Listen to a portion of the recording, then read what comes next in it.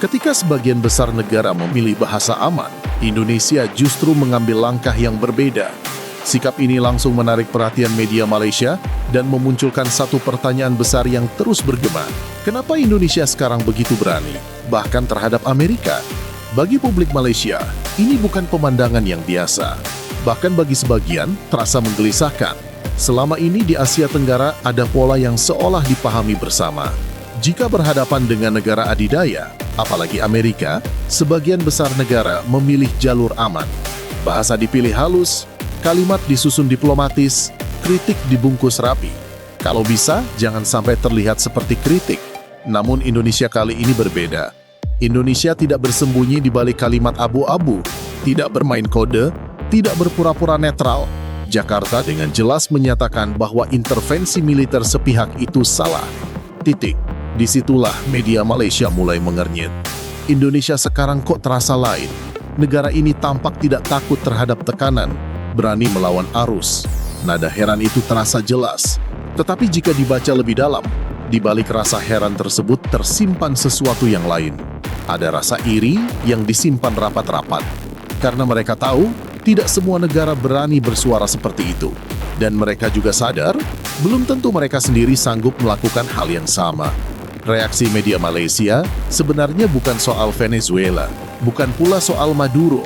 Itu semua hanya pemicu. Yang benar-benar mengguncang mereka adalah satu fakta sederhana. Indonesia kini tampak sangat percaya diri di panggung global. Dan kepercayaan diri itu bukan main-main. Banyak analis di Malaysia mulai membandingkan situasi. Dan perbandingan itu, jujur saja, seringkali tidak menguntungkan mereka sendiri. Indonesia berbicara lantang tentang hukum internasional. Indonesia menyebut piagam PBB tanpa ragu. Indonesia menyebut intervensi militer sebagai pelanggaran serius. Sementara di kawasan, masih banyak negara yang memilih diam. Atau paling jauh, hanya memberi komentar singkat yang cepat dilupakan. Di titik ini, rasa tidak nyaman mulai muncul. Karena ketika satu negara tetangga berdiri lebih tegak, negara lain otomatis terlihat lebih pendek. Ini bukan soal siapa yang paling benar. Ini soal siapa yang berani mengambil posisi yang jelas. Dan Indonesia mengambil posisi itu. Media Malaysia menyebut sikap Jakarta sebagai tidak biasa. Sebuah kata yang terdengar sopan, tetapi maknanya jelas. Indonesia keluar dari pakem lama. Selama bertahun-tahun, Indonesia dikenal sebagai negara yang kalem, penyeimbang, penengah, bukan pembentak, bukan pengkritik keras. Namun kini pola itu berubah. Bukan berubah menjadi agresif, melainkan berubah menjadi tegas. Dan bagi para tetangga, perubahan ini terasa mengejutkan, karena perubahan seperti ini tidak muncul begitu saja. Ini tanda bahwa ada sesuatu yang lebih besar sedang terjadi di dalam negeri Indonesia. Bukan hanya soal diplomasi, tetapi soal kepercayaan diri nasional. Publik Malaysia pun mulai bertanya-tanya, kenapa Indonesia sekarang berani? Apa modalnya? Apakah militernya? Ekonominya, atau kepemimpinannya? Pertanyaan-pertanyaan ini beredar luas, dan semakin banyak yang sampai pada satu kesimpulan pahit. Indonesia tidak sedang menggertak. Ini bukan retorika kosong. Ini bukan omong besar tanpa isi. Dan disitulah rasa iri itu makin terasa. Bukan iri karena Venezuela dibela, melainkan iri karena Indonesia punya nyali untuk bersuara. Sementara di dalam negeri Malaysia sendiri, perdebatan justru berkutat pada masalah internal. Isu kepercayaan publik, isu moral aparat, isu kesiapan pertahanan, dan politik domestik yang tak kunjung rapi. Kontrasnya terlihat jelas. Indonesia tampil di luar negeri dengan posisi tegas. Malaysia masih sibuk membereskan dapurnya sendiri. Media Malaysia tentu paham audiens mereka sensitif, maka bahasanya dibuat halus. Kritiknya tidak frontal, namun nada cemburu itu tetap bocor. Ada yang menulis Indonesia semakin berani. Ada yang menyebut Indonesia kini berbeda. Ada pula yang mengatakan Indonesia tampak lebih percaya diri dari sebelumnya. Kalimat-kalimat itu terdengar netral, tetapi di baliknya tersimpan pesan yang tidak diucapkan. Kami belum sampai di sana. Dan mungkin itulah yang paling menyakitkan. Karena keberanian Indonesia menjadi cermin besar di kawasan. Tidak semua negara nyaman melihat pantulan dirinya sendiri. Indonesia tidak memprovokasi, tidak mencari ribut. Namun ketika Indonesia bicara, suaranya keras karena tahu apa yang dibela. Kedaulatan, hukum internasional, hak negara untuk tidak diinjak-injak. Hal-hal yang dulu sering dibicarakan secara normatif, kini dipraktikkan. Dan itu membuat tetangga terdiam, bukan karena tidak setuju, tetapi karena belum tentu berani melakukan hal yang sama. Disinilah kejutan itu bermakna, bukan karena Indonesia marah-marah, melainkan karena Indonesia tidak lagi ragu-ragu. Bagi media Malaysia, ini bukan sekadar berita luar negeri. Ini alarm bahwa peta kekuatan mental di Asia Tenggara sedang bergeser. Indonesia bukan lagi sekadar abang besar secara demografi. Indonesia mulai menunjukkan kepemimpinan psikologis, dan suka atau tidak, hal ini akan memaksa negara lain menyesuaikan diri. Pada titik ini, banyak orang mulai sadar, ini bukan sekadar soal Venezuela. Ini soal siapa yang berani berdiri di hadapan superpower dan berkata, cukup. Mengkritik Amerika Serikat bukan perkara ringan. Semua negara paham risikonya. Tekanan diplomatik, tekanan ekonomi, stigma politik, semuanya satu paket. Itulah sebabnya sebagian besar negara memilih aman. Kalau bisa netral, ya netral. Kalau bisa diam, ya diam. Namun Indonesia memilih jalur berbeda. Jakarta tidak menunggu arus opini internasional terbentuk. Tidak menunggu negara besar lain angkat suara. Indonesia langsung bicara, tegas, terbuka, dan yang paling penting, konsisten. Inilah yang membuat banyak pihak, termasuk di Malaysia, terdiam agak lama. Karena selama ini negara berkembang sering dicap ikut arus, menunggu arah angin, menyesuaikan kepentingan. Tetapi Indonesia justru melawan kebiasaan itu. Jakarta berdiri di posisi yang jelas. Intervensi militer sepihak itu salah. Siapapun pelakunya, tidak ada embel-embel. Tidak ada kalimat kami memahami kekhawatiran pihak tertentu. Tidak ada bahasa diplomasi yang terlalu lunak. Indonesia berbicara dengan prinsip, dan prinsip itu bukan hal baru. Ini konsistensi politik luar negeri yang sering disebut tetapi jarang benar-benar dijalankan. Bebas dan aktif. Bebas berarti tidak dikendalikan siapapun. Aktif berarti tidak hanya diam dan menonton. Dalam kasus Venezuela, Indonesia menunjukkan dua-duanya. Banyak analis di Malaysia mulai mengakui satu hal yang selama ini enggan diucapkan. Indonesia kini tidak takut kehilangan restu negara besar. Bukan karena sok jago, tetapi karena Indonesia tahu posisinya sudah berubah. Jika negara kecil berbicara keras kepada Amerika, mungkin dianggap berisik. Namun ketika Indonesia berbicara, dunia mendengar. Alasannya jelas, Indonesia bukan pemain kecil lagi. Ekonominya besar, populasinya besar, wilayahnya strategis, dan yang sering dilupakan, militernya sedang dibangun secara serius. Inilah konteks yang kerap terlewat. Ketegasan diplomasi Indonesia hari ini tidak lahir dari ruang kosong. Ia ditopang oleh kepercayaan diri nasional yang dibangun perlahan selama bertahun-tahun. Lewat kebijakan pertahanan, lewat modernisasi militer, lewat pembenahan struktur keamanan. Maka ketika Indonesia menolak intervensi Amerika, itu bukan gertakan. Itu pernyataan dari negara yang siap menanggung konsekuensi dari sikapnya. Dan inilah yang membuat kawasan terkejut. Selama ini ada asumsi tak tertulis bahwa negara Asia Tenggara cenderung menghindari konfrontasi dengan kekuatan besar. Indonesia mematahkan asumsi itu. Bukan dengan teriakan, melainkan dengan kalimat yang tepat sasaran.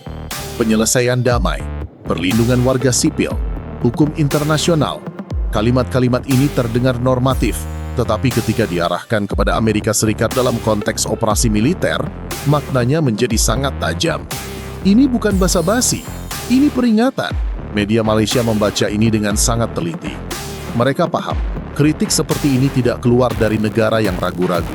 Ini keluar dari negara yang merasa sejajar, bukan inferior. Dan perasaan sejajar itu mahal. Tidak semua negara punya kemewahan untuk bersikap seperti itu. Banyak yang masih harus menghitung bantuan, dampak ekonomi, dan hubungan strategis. Indonesia tentu juga menghitung. Bedanya, Indonesia tidak membiarkan hitung-hitungan itu membungkam suara. Indonesia tidak anti-Amerika, tidak mencari musuh, tetapi juga tidak mau tunduk. Garisnya jelas, kerjasama iya, dikte tidak. Bagi publik Malaysia, ini menjadi bahan refleksi yang pahit. Di satu sisi kagum, di sisi lain bertanya, kenapa kita tidak bisa seperti itu? Pertanyaan ini jarang diucapkan keras-keras, tetapi muncul di kolom komentar, di diskusi warganet, di forum-forum kecil. Ada rasa minder yang perlahan naik ke permukaan. Indonesia seolah menunjukkan bahwa melawan dominasi global bukan soal berisik, melainkan soal kesiapan. Kesiapan itu terlihat dari cara bicara, dari bahasa tubuh diplomasi, dari keberanian mengambil risiko. Jakarta tidak melebih-lebihkan diri, tetapi juga tidak merendahkan diri. Inilah keseimbangan yang sulit dicapai. Dan di titik inilah, Indonesia kini berdiri. Posisi ini memaksa negara lain, termasuk Malaysia, menyesuaikan cara pandang mereka terhadap Indonesia. Bukan lagi sekadar negara yang ramah dan bersahabat, tetapi negara yang punya sikap, punya garis merah, dan berani menjaganya. Amerika mungkin terbiasa dikritik oleh negara besar, namun ketika kritik datang dari negara berkembang yang solid dan percaya diri, pesannya menjadi berbeda. Ini bukan sekadar kritik, ini pernyataan posisi, dan posisi Indonesia hari ini jelas. Kedaulatan tidak bisa dinegosiasikan, siapapun lawannya. Di dunia internasional, semua orang bisa bicara soal damai. Semua bisa mengutip piagam PBB, namun pertanyaannya selalu sama. Apakah yang berbicara ini punya daya tekan, atau sekadar suara latar? Disinilah diplomasi Indonesia naik kelas. Karena ketika Indonesia bicara damai, dunia tahu itu bukan karena Indonesia lemah, justru karena Indonesia cukup kuat untuk tidak perlu pamer otot. Inilah yang sering disalahpahami. Banyak yang mengira sikap damai adalah tanda takut. Padahal dalam politik global, damai yang didengar justru datang dari negara yang punya kekuatan nyata di belakangnya. Dan Indonesia kini masuk kategori itu. Media Malaysia mulai membaca pola ini. Mereka sadar pernyataan tegas Jakarta bukan sekadar moral talk. Ini diplomasi yang punya sandaran konkret. Militer diperkuat, struktur pertahanan dibenahi, wilayah dijaga lebih rapat. Diplomasi Indonesia hari ini punya tarik. Maka ketika Jakarta mengatakan selesaikan lewat dialog, itu bukan permohonan, itu arahan. Karena Indonesia tahu, jika dialog gagal, Indonesia tetap berdiri dengan pertahanannya sendiri. Inilah yang membuat banyak negara mulai menaruh hormat.